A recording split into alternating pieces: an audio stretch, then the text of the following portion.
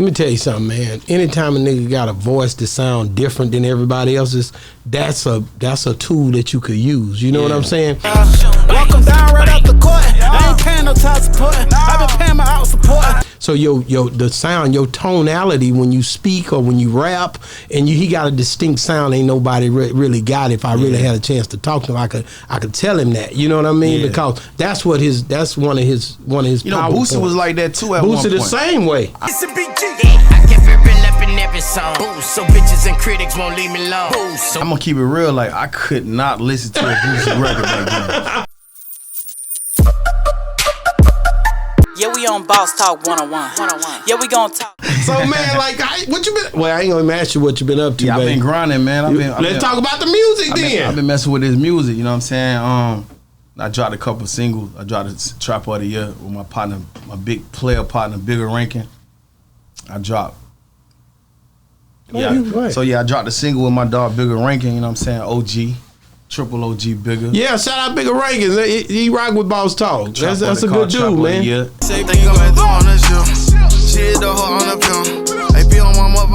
And we got also my dog Trey Lawson. He's a Grammy Award winner. You know what I'm saying? He on the track with us. So we dropped that. It's been doing crazy numbers. All the radio stations been picking it up. And then after that, you know what I'm saying, I dropped the second single with Ralo and Derez, Deshon.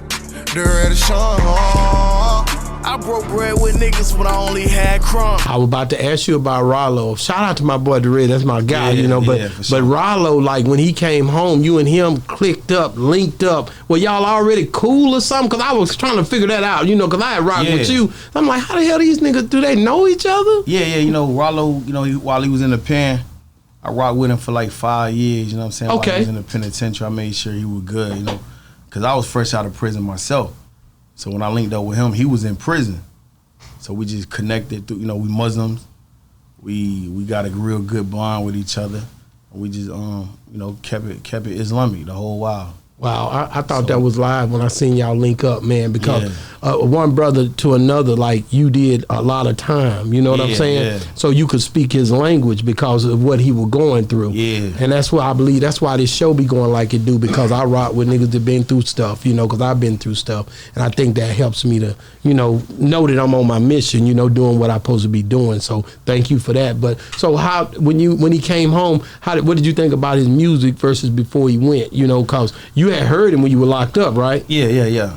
I think, you know, of course his voice got a little deeper because he got older. I ain't no motherfucking rapper, I swear to God I slid. Walked the nigga down and went into the masjid. You know, he became wiser.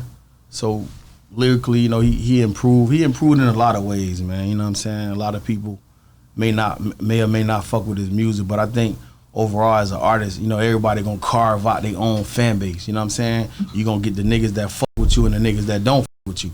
And that's in anything. You know what I'm saying? No matter how good you is, no matter how great of an MC or lyricist you may be, you always gonna get some that say yay, some that say nay. So, you know, those that fuck with him, they fuck with him and they diehard fans. Yeah. And those that don't, they don't. You know what I'm saying? You know, he never proclaimed to be the greatest rapper or no shit like that. He was a hustler. Yeah. So, you know what I'm saying? Just by him making the transition from the streets to music, you know, you got to respect that because a nigga could have died in the streets. You feel me?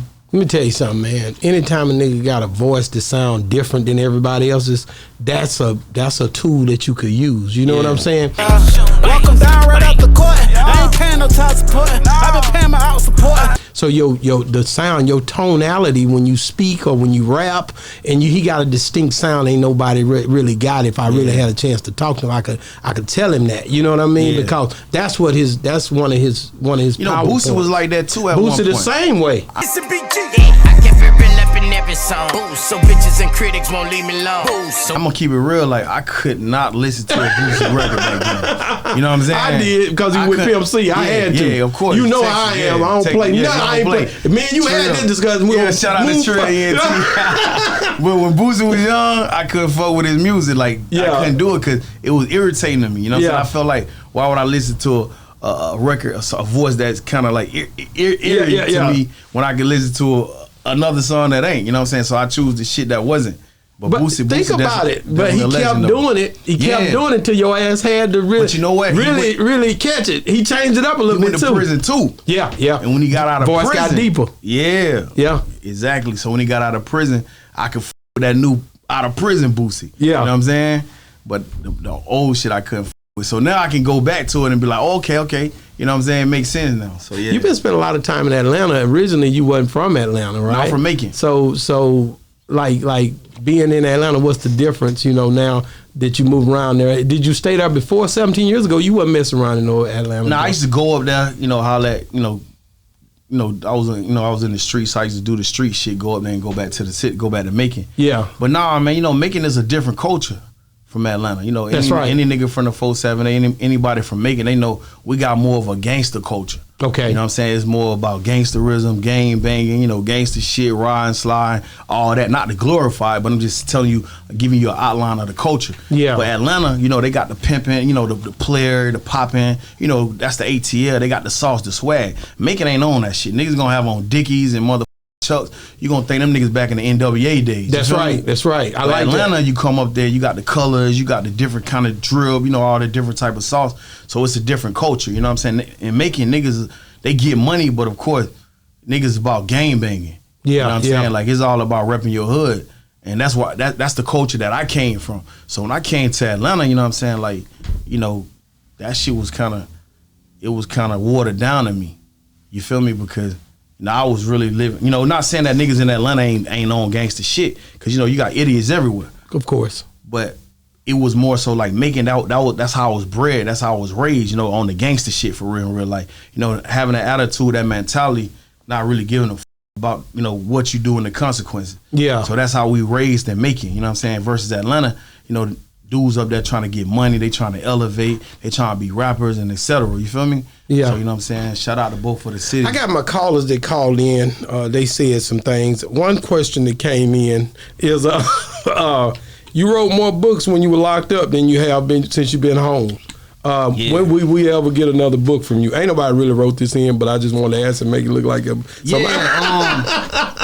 I mean, truthfully, man, because people want, you was writing books and you was doing your thing when you was locked up. Was that something you just did while you was locked up, or are you gonna give some people some more game while you out here in these streets? Yeah, I think when I was locked up though, it was more of me trying to create a career for myself, because I had 35 years, so I didn't think I was gonna be getting out of prison. So as a bonus to that, I was trying to do something with myself and also get my story out there. Okay. You see what I'm saying? Mm-hmm. So I wrote books because of course they generate a lot of money. That's right. So I sold, I sold a lot of books while I was in prison. I made $1 million in prison on one of my books, which is called Life Before Rap. Correct. You know what I'm saying? I wrote another book called First Verse. So I made a 70 or 80 ball off that. And you know what I'm saying? My books are still up, so they still sell. But that was my primary thing while I was in prison, because I couldn't touch a microphone. I couldn't, go speak to the youth. I couldn't do these things. So I was behind the cell. So I had to, make the best of my situation. Yeah. And writing books was a part of that. Yeah. However, to answer your question, I have been working on a couple of books lately, because I feel like, after being out of prison and accomplishing all of this shit I done accomplished, and these crazy experiences and just seeing the shit I done seen, it's important for me to write this shit down, so if nothing else, I can motivate my niggas behind the walls. Yeah, we on Boss Talk 101. Yeah, we gonna talk.